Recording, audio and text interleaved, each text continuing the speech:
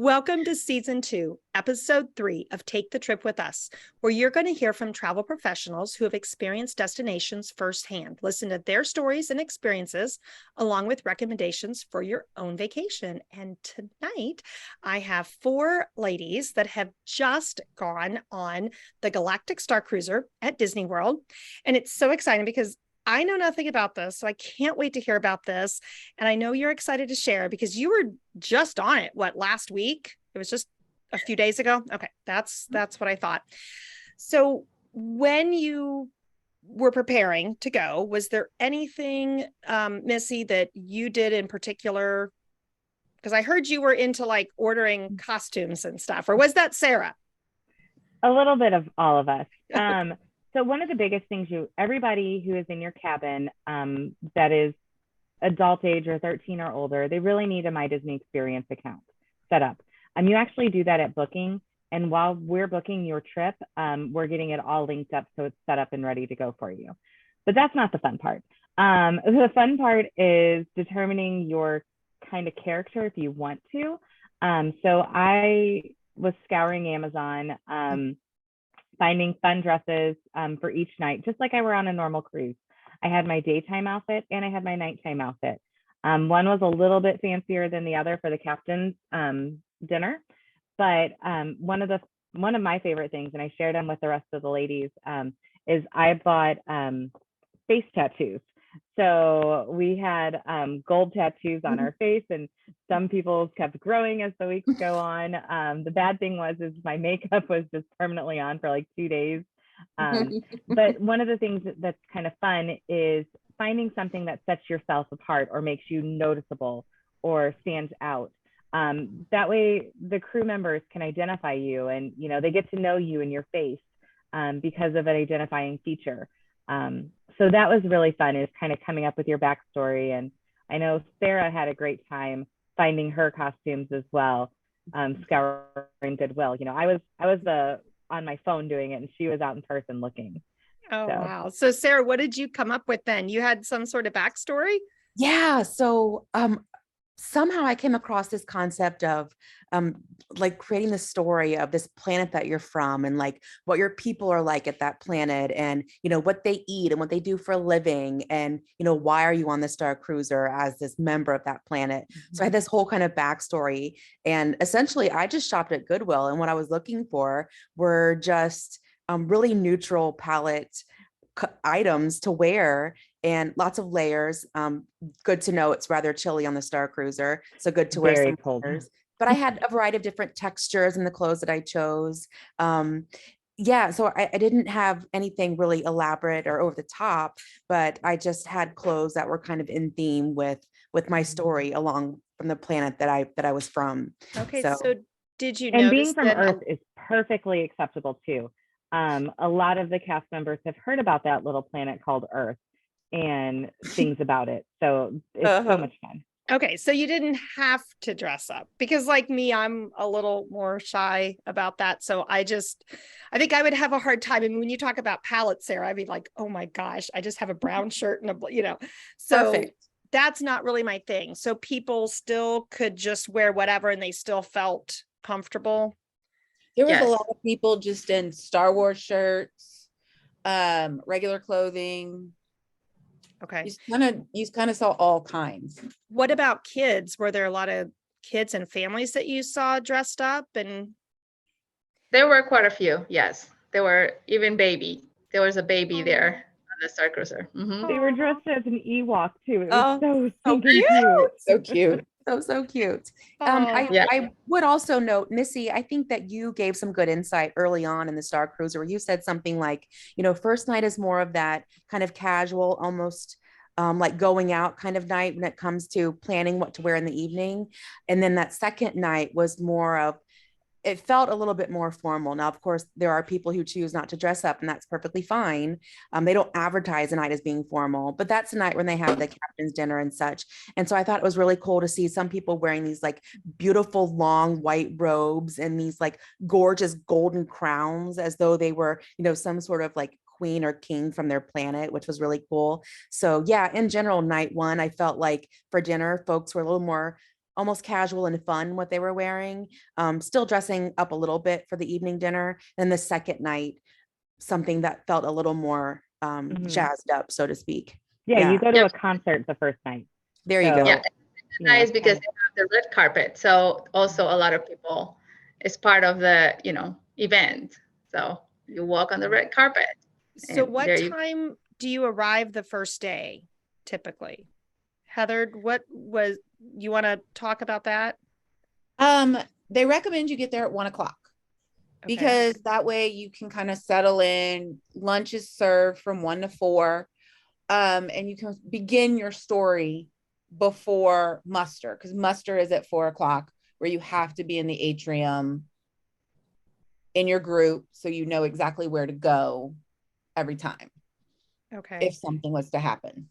So you want to get there about 1:00. What if you're staying at another Disney resort? How do you get over there?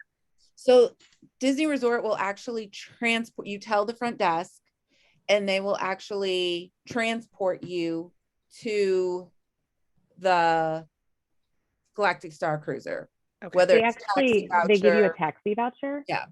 And you actually are guaranteed a late checkout of noon when you're doing a pre-stay at Disney World before the Galactic Starcruiser. Yeah, that's good, because the Starcruiser is only 2 nights.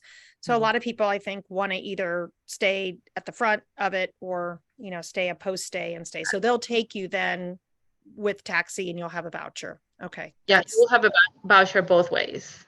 That's good to know. So when you talk about that muster on the ship, so now everybody's come together. Is it crowded? I mean, does it feel like there's a ton of people on this ship? It really doesn't. I mean, there's only 100 cabins on the ship. Okay. So you're not going to be overwhelmed with people, even when the atrium is full.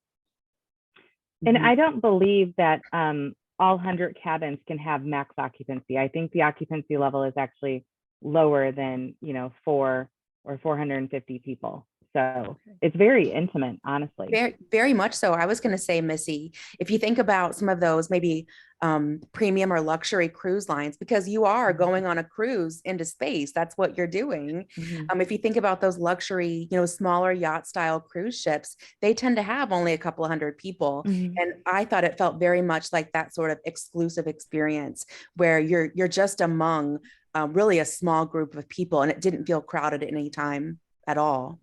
Okay. And then there's activities that you're doing. So everybody's, I guess, most of the time in other areas. What about dinner though? And if you were traveling with someone else, as far as cabins, are you eating together? You choose where you want to eat, or is it more like a cruise where you're assigned a table? Sarah, do you want to talk a little bit about dinner or food? So again, very similar to a cruise, you're taking a cruise into outer space. And so there are a couple of seatings. We were assigned to the second seating, which was 8:00, if I remember correctly. So promptly at 8:00, we were escorted to our table, and we used that same table each evening. Breakfast and lunchtime was served more like buffet style, cafeteria style. And so then you just sat at whichever table you wanted to. And there's just one dining hall. I can't, Crown of Cordelia. Yeah. Okay. Yes. Yeah. So very much in theme, the dining room itself. But the food, breakfast, lunch, and dinner, I was expecting something that was going to be a little abnormal, definitely things that didn't look like what I was eating here on Earth. And the food by far exceeded my expectations. I feel like they really did a great job of just pulling in your senses when they were designing the cuisine. So every dish was very colorful. It smelled phenomenal. It looked mouth-watering. It just was a feast for your senses each time you sat down to eat. So the best example I have for some things that you would maybe recognize would be like a peanut butter and jelly sandwich, right? Except they've turned it into like this circular ball-shaped pastry. When you bite into it, the flavors are familiar, but the pastry itself was dusted in, I think, a purple or a blue on top. So you know that it's some sort of like peanut butter and jelly by the label of what you're grabbing from the buffet. But when you bite into it, all of a sudden you're surprised because it doesn't look anything like a peanut butter and jelly sandwich. So I think they did a great job at having items that were familiar flavors, but in a completely different look about them. I definitely took notice of the food itself being very high quality. The greens were all super fresh. The meat, we had steak one night. Oh my gosh, it was melting in your mouth, tender, delicious. It definitely was a high quality cut of steak. So I really felt like they have stepped up their game, even from what you would normally expect at a finer restaurant at Disney World. I felt that they exceeded my expectations in terms of what they were presenting from the look of it, but also from the flavor of it. And then too, they did a great job at offering things that would appeal to children. So I mentioned like the odd looking peanut butter and jelly sandwich. They also had some phenomenal macaroni and cheese, which of course was called something different. And you bit into this fried piece of chicken and it was phenomenal. Macaroni and cheese looked like noodles with cheese, but they're offering things that would appeal to the younger folks, but then also having more maybe experimental kind of cuisine for folks who have more of an experimental palate. Okay. So yeah, food was delicious. Just like on a cruise ship, you can absolutely overeat. And I also want to mention that they did a great job at meeting special requests too. So one night I was feeling a little under the weather. And so I just requested, hey, is it possible to just get maybe some soup? And within 20 minutes, they had, not even 20 minutes, 5 minutes, they had soup coming out for me. The table next to us, we kind of overheard they had some special food, like allergy they were vegan special diets. They handled that very, very carefully and very respectfully. And from what we were overhearing from the folks next to us, the allergy friendly items were delicious. So definitely hit the mark on the food on the Starcruiser. I did try those because there were things like, for example, I didn't eat the steak. So I requested like if they can give me something, and she said, oh yeah, we can bring you anything you want. And they went there and they brought me some things that were like vegetarian as the other table as well. And it was all really, really, really good. So yeah, they accommodate every single allergy, request. And also, you're not going to go hungry just like on a regular cruise ship, because you can go to the Starlight Lounge and they also have a snack menu where we've got some wonderful appetizers. And I know the first night I was in there, the four of us were together and we got this like smoked cheese plate, and the presentation was awesome. But the next night I was by myself because everybody was off doing their own missions and I didn't have a mission at that time. So I was like, I don't want all 3 cheeses. Like, I'm not going to eat them and I don't want it to go to waste. She goes, which one was your favorite? I'll just bring you out one. And they did. They just brought me out one little cheese ball and, some crackers. And I just had some cheese and crackers before I went to the dining hall. So they are so super accommodating. Even some of the adult beverages. I'm like, I don't really drink fruity stuff or, all these mixed concoctions.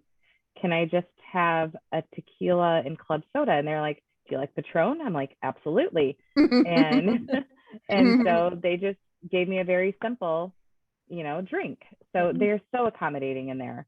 That all and sounds with the coffee they have, you can request espresso and also like flavor coffee. You just tell them to go on the back and then get it to you for you. So yeah, whatever you want.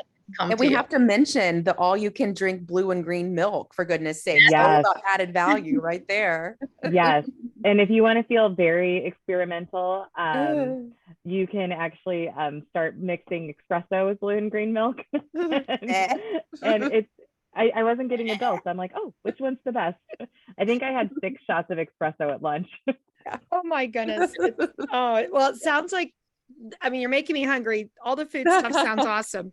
So it sounds like there's a dining room and then you have that lounge where you could go and grab stuff. Does anything cost on board as far as food or all that's adult beverages? Adult beverages. Yes. Okay. Okay. There So was even at the guest services, there was even like sweet snacks starting and savory. And savory. Mid-afternoon to the evening. There was like spicy popcorn, cookies, Rice Krispie treats, like cranberries, weren't there? Like dried cranberries. bananas and oranges as well. Mm-hmm. And my favorite thing, I know I talked about, the lounge, but honestly, I'm a water drinker. And in the atrium, they had 3 taps with like ambient still water, cold still water, and sparkling still water. And I mean, I could fill up my water bottle as many times as I wanted. It was awesome. Oh, that's good to know. So even someone, I mean, it sounds like I'm a picky eater, but it sounds like Sarah, you tried lots of everybody tried stuff, but Sarah, it sounds like you tried like the kid type stuff too, and the things that would maybe appeal to more of a picky eater like myself. Absolutely. Yeah. Mm-hmm. So they catered to all of the tastes. They did. Yes. That's really good to know. And how similar it sounds like a cruise experience. I was actually on an ocean cruise while you guys were there on the Voyage, and we both sound like we had similar dining type, stuff. And honestly, Deb, just like you, I love my concierge on the Disney Cruise Line. This reminded me of a lot like sailing concierge with Disney Cruise Line, just having, except for the adult beverages being extra. But whatever you wanted or needed, they were willing to find it for you. Wow. What about soda? If someone wanted soda or lemonade, is that all included? Yeah, included. Okay. All included. Yes. Okay. I guess, when I think about all this, I feel like it would be intimidating. Are you stepping into the ship and just feeling like you're just on this path of discovery? I guess that's a great way to explain it, Deb. It is, you step on board, and of course you're transported first from Disney World to the ship itself, and then you take off into the galaxy. But from the moment you step into this grand atrium, it's just like your senses are fully awakened. It's a completely foreign place to you, and everything is unique and different and interesting. It absolutely is an experience of discovery. For sure. It's totally different. It's like when you enter there, you are in the ship, but like it's all enclosed that you don't know exactly where you are either. They make you feel like you don't know where you are. Everywhere you walk, you don't see anything. Okay, even in the climate simulator, they have a climate simulator. I was like, okay, we feel like we are like warm, but then we don't know where we are. You know what I mean? You're in space, Lynette. You're in space. I know it's space, but like it's just, you don't see anything. You're on a cruise ship in space, Lynette. When you board there in space. From the time you board till about 4 o'clock or till about 3:30, they do offer ship tours. Yes, they do. Every half hour. So I recommend, getting your stuff. Your room is ready when you get on the ship, so you get to go right there. But then I recommend heading back to the atrium and meeting for the ship tour, because they will walk you around. And we found things after the ship tour too. But they tell you the story of the Halcyon, and it's very informative and really does kind of step you off on the right foot. Yeah. And, as I've helped other families do the Starcruiser or get ready for their voyage, there were things that they put into place ahead of time, like getting their pictures taken. Did they want to make a droid when they went to Batuu? Those sorts of things. Did you experience any of that when you were there? Because the second day you actually are going to the planet of Batuu, correct? Yes. True. Mm-hmm. Okay. Yes. So and that's the best ride ever. Do you set up that stuff ahead of time, or did you set any of that up? Well, what is really cool about it, it truly feels when you land on Batuu and you take that transport vehicle, into Batuu, you kind of feel a little special. You feel a little bit like you're a VIP of sorts. They give you this, without revealing too much, no spoilers here, but they do give you a little pin to wear. And so as you're walking around Batuu, the cast members on Batuu can see that you're with the Starcruiser fleet. And so they interact with you along with that storyline, but also you're able to get into Oga's Cantina if you like to. You get off of the ship pretty early that morning and onto Batuu. So at that point, there were walk-ins available even for the droid, if I remember correctly. Sure. That's But yeah, not all. I mean, that might not always be the case though, but it might you know, not. it's a little bit slower for us. So there were some walk-in available. I know some people like to actually make their lightsabers or droids in advance too, just to not take away from their Starcruiser time. So it really just kind of depends on how you want to, you know, justify your time. But I know we actually went back to the Halcyon for lunch, and I had adopted a Porg on Batu and brought it back and got in trouble for bringing in Porgs. But then, you know, we went back out there to see if, you know, anybody else needed to be adopted before we took off from Batu as well. Yeah. So, So personally, though, I've had this question from clients before about whether or not they should make reservations for things for that time that they're on Batu. And I think that after doing the Starcruiser, I think that my opinion is still the same. And that if you're able to, you know, arrive a day or two early, stay a day or two later, then it's probably a good choice to plan a little extra time in Hollywood studios before your Starcruiser voyage or after your Starcruiser voyage, because while you're on the Starcruiser and you go into Batu that day, you have missions that you're completing that you know can choose or not choose to participate in. But I personally prefer to use my time doing that, and then maybe build a droid or take that time building a lightsaber before the cruise or after the cruise, if that makes sense. Sure. Yeah. Well, and I think the neat thing is too, I mean, you four have experienced this. So, you know, when we have people that reach out to us that want to do a Starcruiser voyage, you four are the ones that really know it and can help to guide them and to give them that advice. Because if their child is, you know, really into droids, you know, what are the things that they can do either on Batu or before or after or on the ship that's, you know, gonna make the most sense to them. So I really look to you all for that. And at the end, we'll, you know, I'll let you introduce yourselves again, because I want to make sure that, you know, people understand this knowledge, because I'll tell you, you know, people have been to Disney World or they've gone places, but boy, until you experience this, I mean, I've done these things, I've traveled all over constantly, but I've never been on this voyage. And so when I'm hearing you say all this stuff, I'm like, wow. I mean, it sounds so cool. So it's unreal.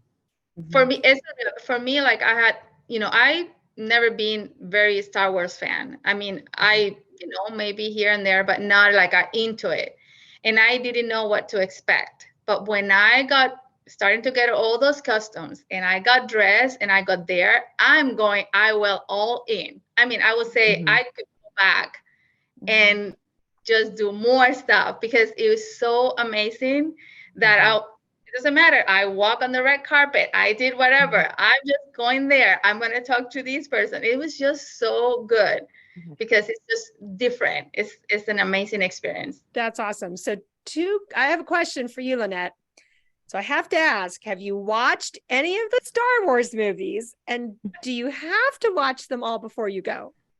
You don't have to watch them all before you go. I mean, not really. I mean, I have seen maybe a few, but not really. Mostly the newer ones I have seen it, and that I've seen some of this series on Disney Plus, but that is about it. It's not like I'm really into it, but I really, really think that you don't need to be a huge fan of Star Wars to go in and then experience and get all that to work, because it's just amazing. Okay. I just want to add to that by saying, since I've been back, of course, people have asked about my experience, because I was a little anxious leading up to it, not knowing what to expect either. And so my way of explaining it is that it is the Star Wars adventure of a lifetime. And I also feel very strongly that, okay, yes, if you're a Star Wars fan, you will love it. If perhaps your significant other is a Star Wars fan and you are not, then just prepare to be converted, because by, you know, a few hours into it, I was like, okay, you know what? I get this. This is a lot of fun. Yeah. If you need to get your significant other into the Star Wars world, then this is your way to go about doing it. Absolutely. So I honestly, go ahead, Heather, sorry. I've been telling people, you basically, the more you get involved, the higher you're going to have the experience. But if you just want to people watch, the people watching was amazing. There was a boy, a teenager that I for sure thought was a cast member. Yeah. And see, they all know he was in full first order military uniform. He walked with his hand behind his back. And it was the second day that I'm like, wait, that is a teenager. That's a guest. And he got called out at the end for participating. So it's kind of one of those things. Yeah, I honestly think you do need general knowledge. You need to know what the first order is. You do need to know what the resistance is. I mean, just the little things like that, you definitely want to know. So at least watch the Rey Kylo Ren series of Star Wars. But one of, like Heather said, there were some people on the ship that you thought they were cast members. They were so deep in their storyline, and it was really, really incredible. And I know I was on a mission, and it was coming to, the peak of the mission and everything. And I look at this lady and I go, what's going on? And she's just like, I don't know. And so we just had a little laugh, and we just kept running and went on to this little area, and we just kind of kept looking at each other like, what's happening? So, something big's going on. We don't know what it is, but something big. Well, something big was happening. They become like, they're like your friends, and they come to you and talk, we need a little help, things like that. And you get into that story, and they just, help me. And then we go, whatever mission. Well, I think what I'm hearing is that whole experience is so different than anything you've done before, that it is just, it is a memory that you've got. I mean, it is so ingrained. And that's so cool. So I have to ask though, what about the cabins? And were you all four in the same cabin? Were you all together? Okay. Were you comfortable with 4 adults? How was that? Missy, do you want to talk a little bit about the cabin? I mean, I thought they were roomier than a cruise ship, for sure. It was a little weird not having a window. However, in your safety briefing, when you're being transported, you do know that there is an emergency exit in your room that will lead you in case something actually happens. But there were 2 bunks on the wall that Heather and Lynette decided to sleep. Heather called the top bunk right away. And I was like, okay. That's good. Surprisingly comfortable too. Yeah. And I mean, the bed and the pillows were great. The shower was, oh my gosh, a big, large shower with rainforest. I mean, there was private throne room. It was only a single vanity sink. So that does kind of, throw some people off. There was a refrigerator in the room that you could have bottled water brought to. A television that, if you needed to escape the Star Wars realm, had regular television. But one of the great things was your portal actually, was showing kind of like a magical portal on the Disney Cruise Line ship that shows where you're at. This was showing your space. And then at night when it was time to go to bed, you just clicked it and the thing came down, and you kind of lights out type thing. But in your room is also a personal droid, and Heather had a lot more fun with the personal droid than most of us. So I'll let her talk about the personal droid. Yes, I want to hear about that, Heather. So I did. I played with the personal droid a lot, and she would remember me because you have to scan your key card. Your magic band or M band. Oh yeah, the band. Yeah. So she would remember me every time. And so she was, there would be situations that just compound on top of each other. But then before she signed off, she'd ask if you wanted a lullaby or a bedtime story. So one night I chose a lullaby and she sang to me. And then the next night I chose a story, which ended up being, of course, a Star Wars story. So I looked over, and Heather sitting crisscross applesauce on the floor, kind of just looking up at this droid, listening to her bedtime story. Aww. I mean, do we have a really picture cool of this? No, we didn't get a picture, sadly. But I think it was really a neat, and there were times that, Missy scanned her band and she was like, I'm sorry, I'm not available. The droid wasn't available. Sorry, Missy. Oh, so it didn't want to talk to Missy? It was late. Yeah, it was late, but I mean, I don't know if any of us know, was it a bot talk? Like, was it a computer system talking to us, or was there an actual person there talking to us? I don't think droid, Missy. What else would it be? It was a droid. There was a so droid. Much Disney magic flying around that I didn't know what was real and what was real, like false reality. Yes. That's great. That's awesome. Well, I have to admit, you're making me want to go, because at first I wasn't so sure about this, but you four just went not really knowing anything, and now you've come out of this with all these cool memories, and it's making me want to go. So, Lynette, is there anything that you would say that we haven't talked about tonight that was important to you, or your favorite? Do y'all want to give me like your favorite memory from? Favorite was the Sublight Lounge. I thought it was amazing. I was comparing a little bit with the hyperspace lounge and the Disney Wish, but this one is another level. I mean, the way it's set up, the drinks are amazing. And that interaction with the cast members, even at the bartenders at the lounge, is just amazing. They are talking. If you talk to them about, I'm waiting for Lieutenant Croy to come and, pay my drink, and he goes, who is that? I don't know. I'm from Batu. She will say, things like that. Like, they just do interaction. So that was my place. I always needed to go to that lounge. So I have to ask, were the drinks as strong as the hyperspace lounge on the Disney Wish? Yes, ma'am. Yes, ma'am. They actually made the comment that they do not water their drinks down. Yeah, they're not strong on purpose. They're okay. Yeah. I actually had one, and I had to ask her if she could add like pineapple juice to it, just to make it, because it was really strong and I didn't want it, to be able to walk to the cabin. Oh, that's that was my favorite part, and also the transport to Batu. It was just amazing. That's really cool. Heather, what about you? Is there a favorite memory or favorite part of it? Well, I really enjoyed the missions.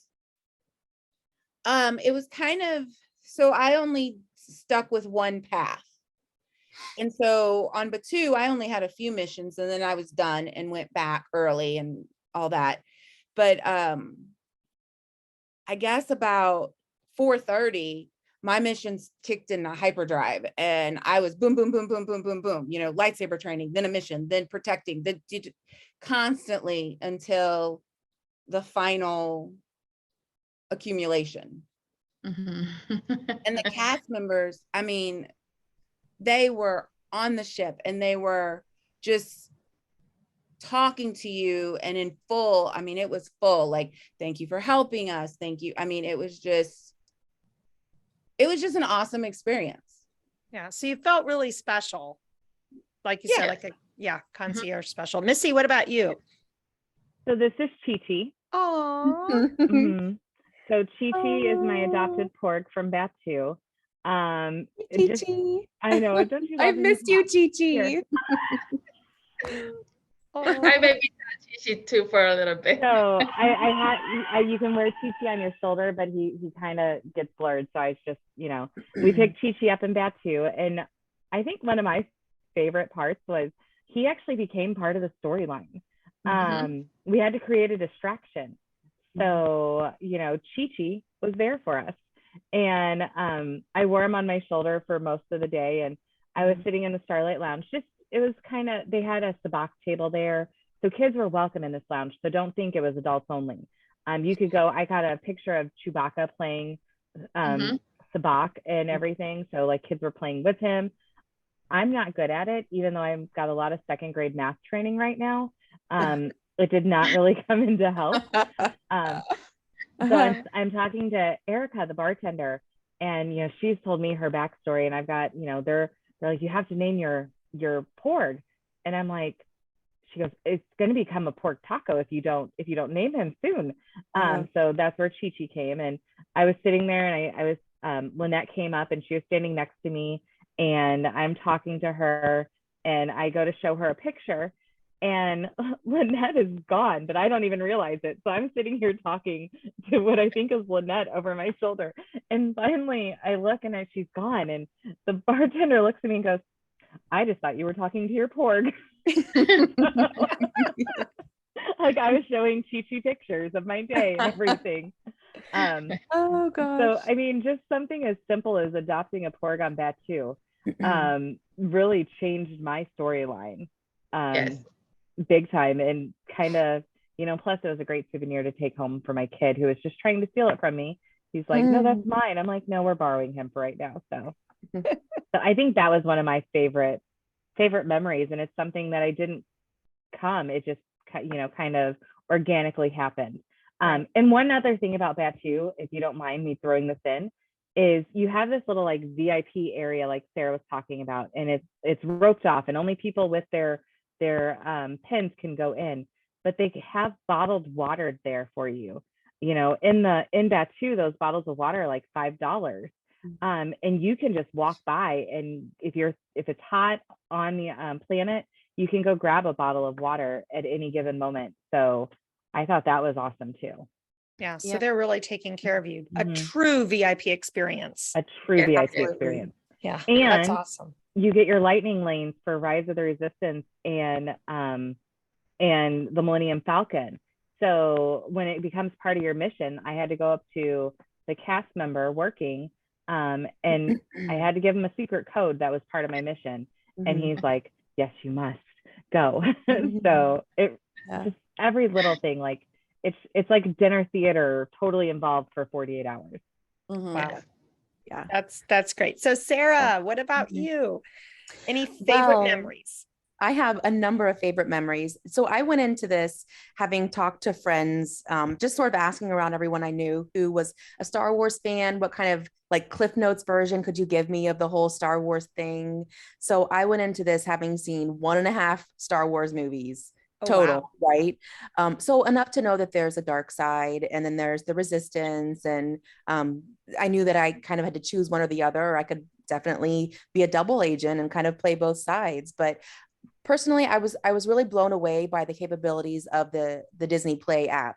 So I know Missy mentioned that downloading My Disney Experience is certainly part of getting you established and going on the Starcruiser, but even maybe more importantly is the Disney Play app, because that becomes your what's called a data pad, your cell phone that you're using to access that Disney Play app.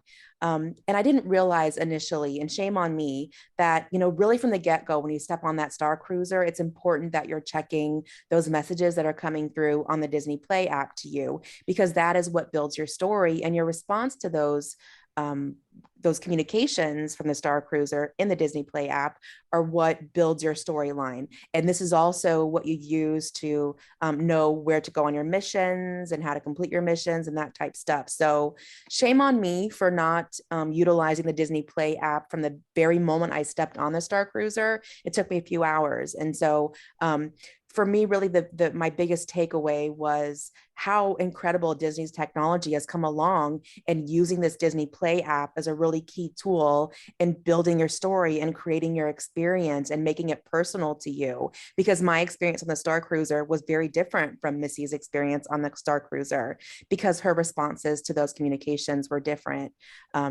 So yeah, it's phenomenal. Sure. But, you know, Sarah, you're saying that you didn't know that getting on, but now you know that, and that's where I feel like you're in such a better position to help people, you know, and that's what is so important about this, and getting travelers to understand, you know, that the four of you really have so much more insight now to be able to share with people, to be able to help make their voyage even better by knowing this ahead of time, and because you've experienced it.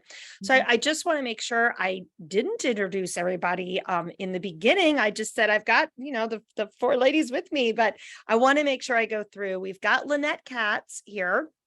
She's from North Carolina. I've got Sarah Turner from Florida, Missy Tillman from Illinois, and Heather Gallagher from Missouri. So you four were the ones that were chosen to go do this. And I'm just so excited for you. I was just a wee bit jealous, but then again, like I said in the beginning, you know, part of me was just very apprehensive. Like I know, you know, a few of you were about doing this, but it sounds like something that I would totally get into, because I like that VIP experience. I love having good food. I love being taken care of. I love that elite feeling that, you know, that you're special. It's a VIP thing, and you're just getting this really cool experience. And that's just what this sounds like. And so now I'm really super excited for you all to help other people experience this, because, you know, getting one of you to help them with it is only going to make their experience better, because you know those things to help tell them and to help them decide what's going to be better for them. So thank you all so much. So Missy, Heather, Sarah, Lynette, thank you for being here with me tonight. And thank you to all our listeners too. Please tune back in with us, because we'll continue to bring you information about these new places and new destinations that we're all going. So take that trip with us. Hear our stories about these places that we're exploring, and learn tips and tricks from us about that next destination, or the next vacation, or the next adventure that you want to go on. So until next time, keep dreaming, and someday we hope to send you into space also. Thank you. Thank you. Bye. Bye.